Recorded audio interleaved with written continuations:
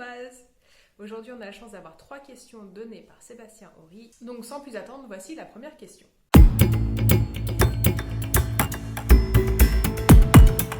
Oui et non. Toujours ce fameux paradoxe. Tout simplement parce que pour moi, savoir ressentir ou comprendre que le hasard existe ou n'existe pas relève de la croyance. Et une croyance, comme son nom l'indique, ne pourra être modifiée que quand la personne qui la détient a le désir de la changer.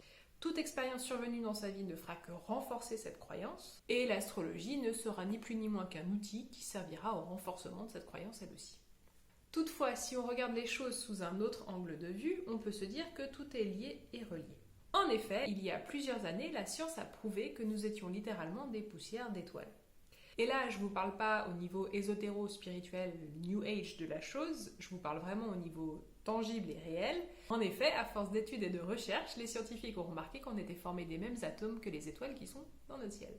Il est donc possible de dire, sous un certain angle de vue, que la planète vit en nous et que nous vivons dans la planète, et que c'est pareil pour celles qui nous entourent. On a des atomes communs. Pas crochus, mais communs. Quoique, pour certaines planètes, on pourrait peut-être dire qu'on a des atomes crochus aussi. À voir. Je vais pousser le bouchon encore un petit peu plus loin. Et si tout était décidé d'une certaine manière? Ce que je veux dire par là, c'est qu'un arbre n'a pas décidé tout seul de se planter et de se former là où il est. Il y a eu tout un imbroglio de décisions avant lui, avec lui, pour dire ici c'est la bonne place, ici tu vas pousser, et en faisant ça, tu vas permettre à l'écosystème qui t'entoure d'interagir avec toi et d'en bénéficier. Et ben pour les humains, c'est un petit peu pareil. Quand on se dit tiens, je vais tourner à droite alors qu'on avait le choix entre droite et gauche, on pourrait se dire c'est le hasard total que j'ai tourné à droite et qu'il me soit arrivé un accident, un mariage, un enfant, une carrière, peu importe. Mais on peut aussi se dire que le fait d'avoir tourné à droite provient de toutes les décisions qu'on a placées avant. Là où je veux en venir par rapport à mon point de tout à l'heure, c'est que si nous sommes des poussières d'étoiles et que notre corps a des atomes communs avec les planètes qui nous entourent et le système solaire, on peut peut-être commencer à se dire qu'on interagit avec celui-ci, qu'on n'est jamais séparé des autres, et que tout interagit avec tout. L'idée du hasard de tout arrive comme par magie peut sembler un petit peu obsolète en comprenant cette corrélation. Encore une fois, pour moi, cela relève de la croyance. Question 2. Alors, pour moi, il y a 2 questions dans la question. Avec quel savoir je peux mélanger l'astrologie et est-ce que je peux m'en servir pour avoir des points précis sur une personne? Selon moi, ce qui est merveilleux dans l'astrologie, c'est que vous pouvez y mettre tout ce que vous voulez. Tout ce qui vous passionne peut littéralement rentrer dans l'astrologie et vous permettre de comprendre un peu plus cet art et cette science et vous permettre aussi de l'utiliser. Pour moi, l'astrologie englobe tout. Ça englobe l'agriculture, les mathématiques, la géométrie, la psychologie, la philosophie, l'histoire, l'astronomie et j'en passe. Vous pouvez utiliser tous ces domaines de prédilection et vous en servir pour comprendre l'astrologie. Il faudrait une vie entière pour pouvoir avoir 80% des connaissances pour pouvoir l'utiliser réellement. Pourquoi je vous dis ça? Petit peu comme ce que je vous expliquais dans la première question, tout est relié. Par exemple, si vous êtes plus penché sur l'agriculture ou la permaculture, et que vous comprenez le cycle des végétaux, les saisons, l'influence de la lune, vous allez pouvoir incorporer ce savoir dans l'astrologie et comprendre les relations entre les planètes, ce que les planètes font entre elles, ce qu'elles font par rapport au soleil, par rapport à la lune, parce qu'il ne faut pas oublier qu'on fonctionne quand même un peu comme les végétaux. Notre corps, il a un système qui est aussi sensible à la météo, aussi sensible aux saisons, aussi sensible aux planètes. Inversement, vous êtes ultra passionné par les mathématiques et la géométrie. Et bien là, pareil, vous allez pouvoir vous servir de cette science-là et de vos connaissances en regardant les angles, conjonctions, trigones, oppositions, etc., qui sont formés dans un thème astral. Ce faisant, vous allez comprendre avec votre connaissance comment ça fonctionne et quelle est la relation qu'il y a dans ces angles-là, et vous allez pouvoir comprendre aussi les relations des planètes entre elles. L'angle de 45 degrés ou l'opposition ou la conjonction n'aura pas du tout la même influence dans votre tête que pour quelqu'un qui s'y connaît pas du tout en mathématiques. Mais c'est justement ça qui est absolument génial pour moi avec l'astrologie, c'est que justement vos connaissances personnelles vont vous servir. C'est ça qui fait de cet art un art unique. C'est sûr que ça va permettre une compréhension de la science et de l'art, mais aussi une compréhension de vous-même. Parce qu'il ne faut pas oublier que l'astrologie, à la base, c'est quand même une science qui permet de se comprendre soi-même. C'est toujours en corrélation avec le fameux adage qui est inscrit sur le temple de Delphes. Connais-toi toi-même et tu connaîtras l'univers et les dieux. L'astrologie, elle sert à vous connaître vous-même, à vous comprendre vous-même et à comprendre votre interaction avec le monde entier. On est d'accord, c'est vaste, c'est pour ça que je dis qu'il faut une vie, peut-être plus, pour pouvoir capter comment ça fonctionne. Une petite info perso, les premières lectures de thèmes que j'ai fait, c'était à peu près bien 5 ans après avoir découvert cet art. Et avoir compris que je pouvais y glisser toutes les autres connaissances que j'avais emmagasinées, entre guillemets, des années auparavant.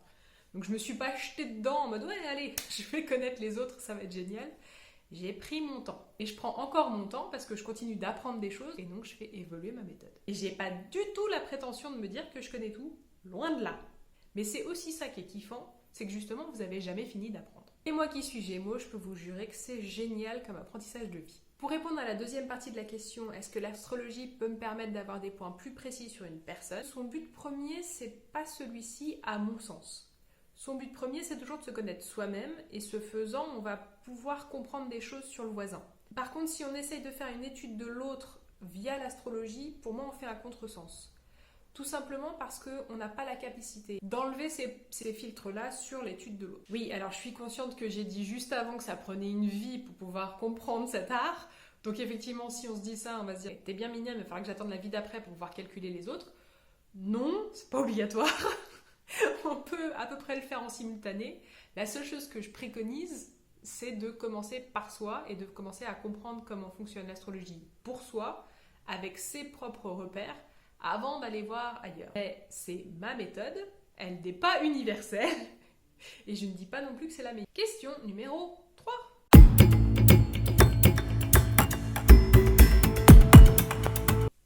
C'est une super bonne question, parce qu'effectivement, on peut se demander si ça vaut le coup d'apprendre.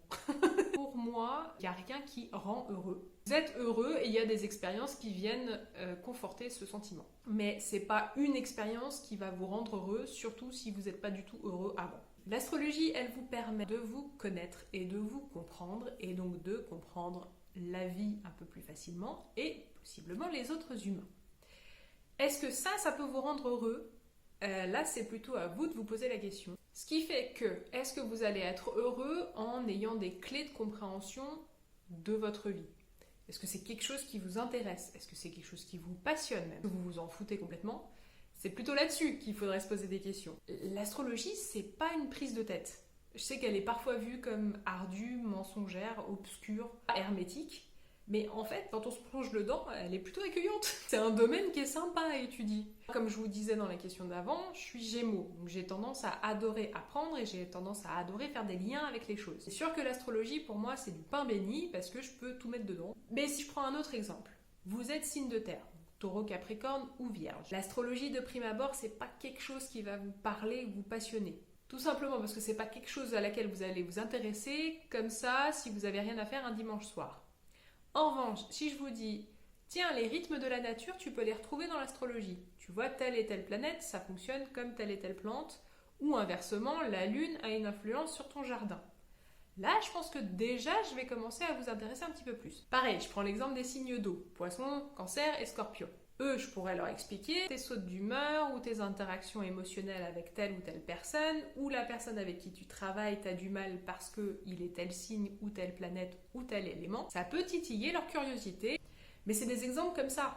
Ça ne veut pas dire que ça vous rendra heureux. Donc, de dire que l'astrologie rend heureux tout le monde, non. Mais de dire que ça peut devenir une source de motivation et de gaieté dans la vie de quelqu'un et donc rendre cette personne un peu plus heureux, pourquoi pas ? Voilà, j'espère que j'ai répondu à vos questions. Si vous en avez d'autres ou des commentaires, vous n'hésitez pas à les mettre en bas de la vidéo. J'y répondrai avec plaisir. Sur ce, je vous souhaite une super semaine et je vous dis à bientôt. Salut!